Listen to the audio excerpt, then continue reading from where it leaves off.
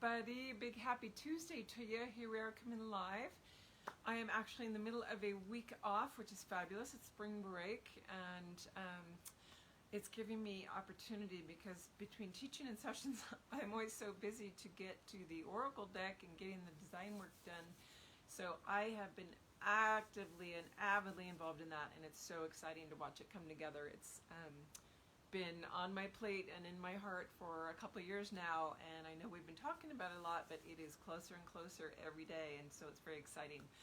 So still want to come and chat with you guys. I love coming and seeing my dragon family every week, so I'm going to take the time to do that here.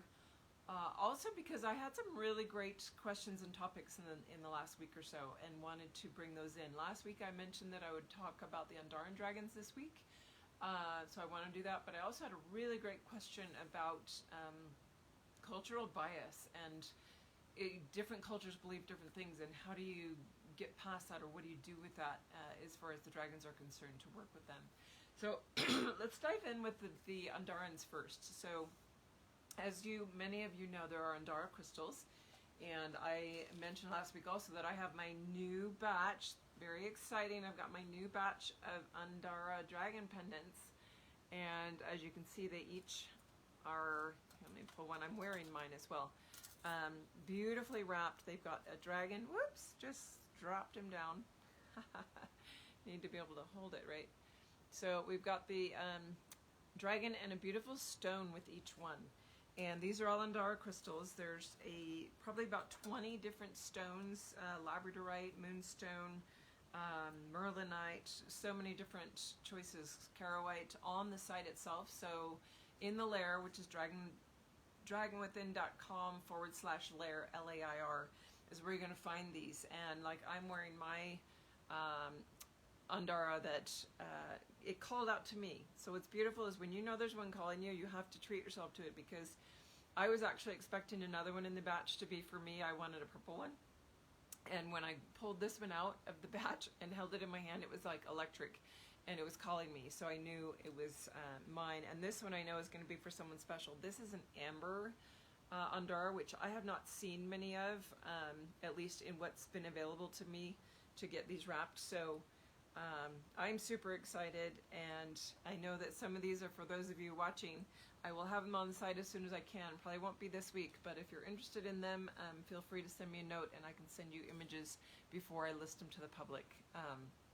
So they're very powerful, and those AndaRa crystals, why did I start getting pendants made? Because I had pendants of regular gem and mineral stones already in the works. I already had quite a few.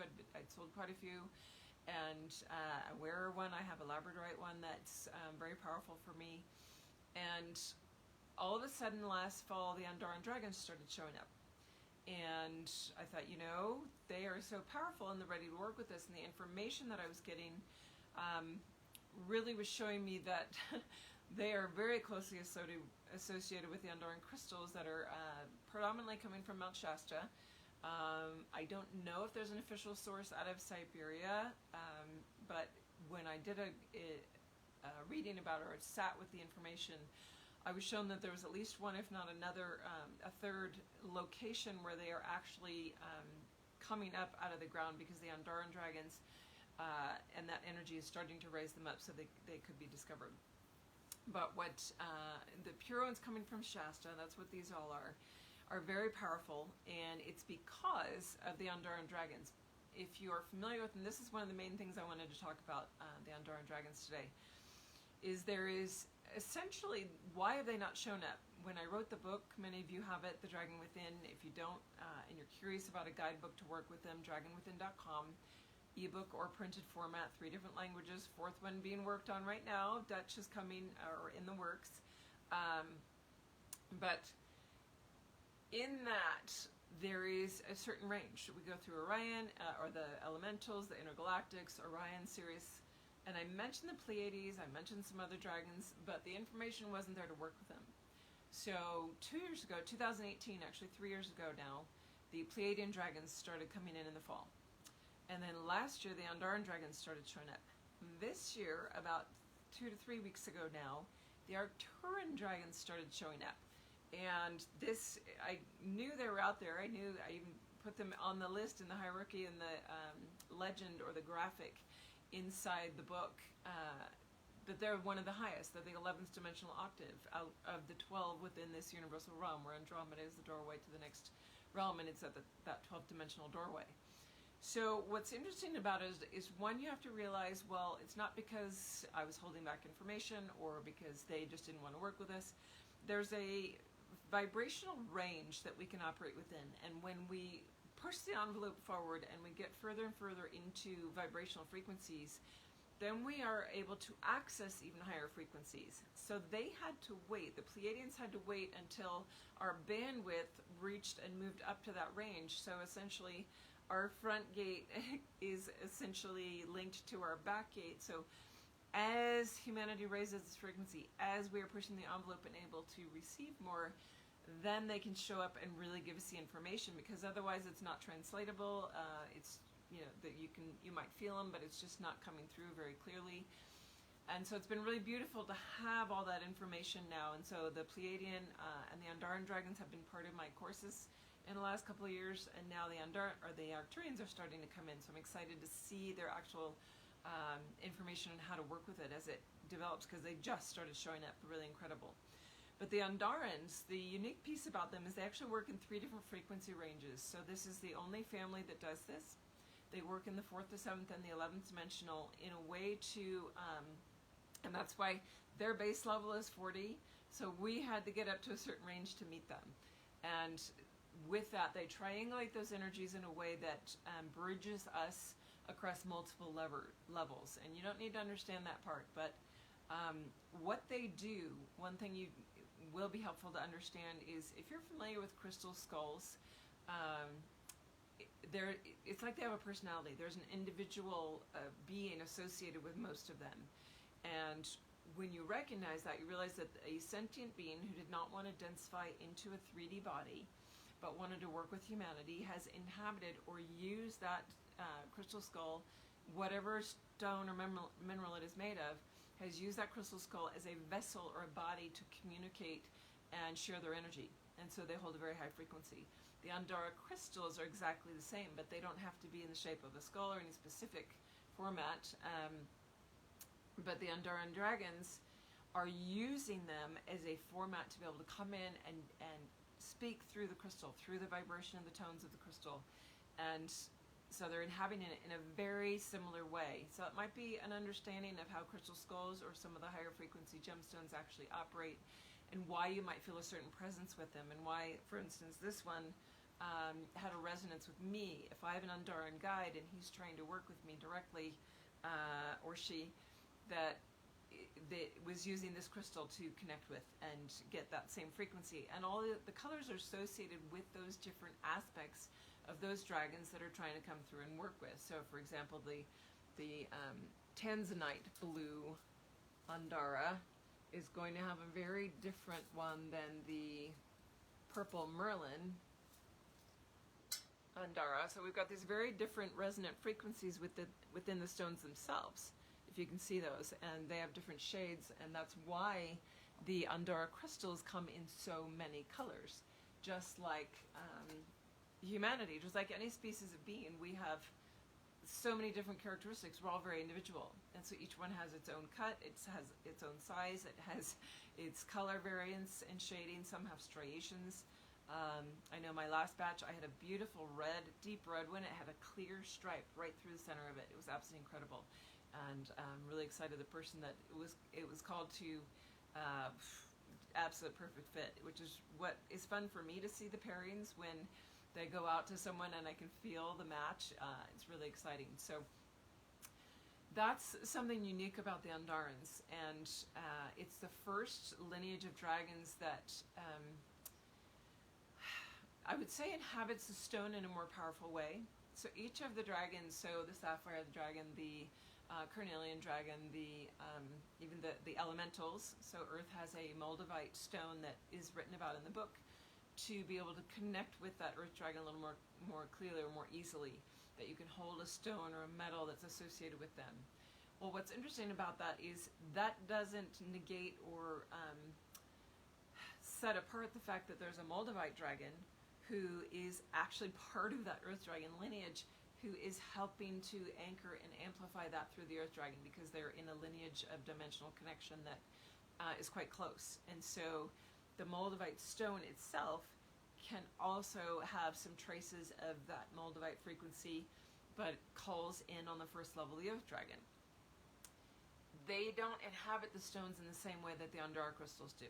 The AndaRa crystals are a very unique formation of a very high frequency, and that they are being used by these higher frequency beings so that they don't have to come down in body, that they don't have to come down to even lower than a fourth dimensional range. The Middle Earth Dragons, the Deep Earth Dragons, those are all, I always say it's like 3.5 or 3.7. If you have fourth dimension being the octave that is the sound bridge, sound, vibration, light, then 3D has all these strata within it. So you have us at basic 3D, could be anywhere from 3.1 to 3.3 if you want to look at it in those terms. But then you get to the Middle Earth Dragons, and I always put them at about 3.5. They're in a dimension in between, but they're still part of our more dense layering that is closer to the full matter, to the full physical matter expression. Deep Earth Dragons are going to be a little bit less dense, less material or matter, made of matter than the Middle Earth Dragons. So the Deep Earth Dragons, I would say like 3.8, 3.9, because they hold those doorways going towards that fourth, towards that bridge. So wanted to bring a little bit of that clarity. Hopefully that gave you some insight. And then I had a fabulous question yesterday.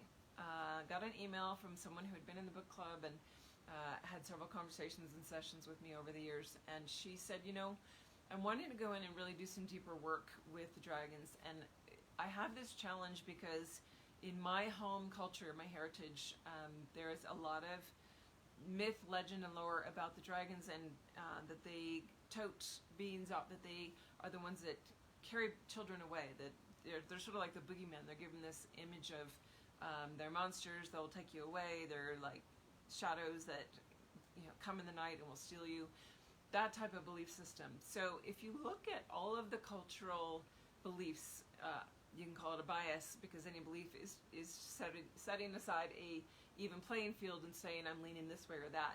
So there's an aspect, there are positive and negative, right? Because we're in a dualistic field, we're in a field of polarity. So there are cultures that revere them, honor them, love them, work with them, especially historically. Many of the Asian cultures have revered them and kept that very much present. And the others, they have been seen, and they've taken on beliefs just like, you know, we in this American culture have a boogeyman that you tell kids stories about so that they don't go out at night, to keep them sort of in that fear of the dark or shadowy places, basically for their safety, that these stories get created for different reasons in a culture. And you need to look at it as just that. They are stories, beliefs, and a baseline of how stories have been upheld, how things have moved forward culturally over hundreds and hundreds of years as a society or a culture has developed. But when you're working with the dragon energies, as soon as you tap into and feel how they operate, you're going to know, you know, that there's no shadow to them, there's no negativity with them, that everything is based in love. So it may be your soul lesson to overcome any bias, and it could be from any, it could be from something in the Russian or Mongolian or Siberian cultures, it could be in the Celtic cultures, it could be Asian cultures, wherever the you know, fear of the dragons has come from. They are finally prevalent around us. They are vastly being accepted. Humanity's ready to work with them. I went and watched Raya and the Last Dragon, or Raya and the Last Dragon, new Disney film last week in the theaters. Very fun, and I had a great text when the trailers first came out, because my name is Araya, and if you take the A off, you've got Raya and the Last Dragon.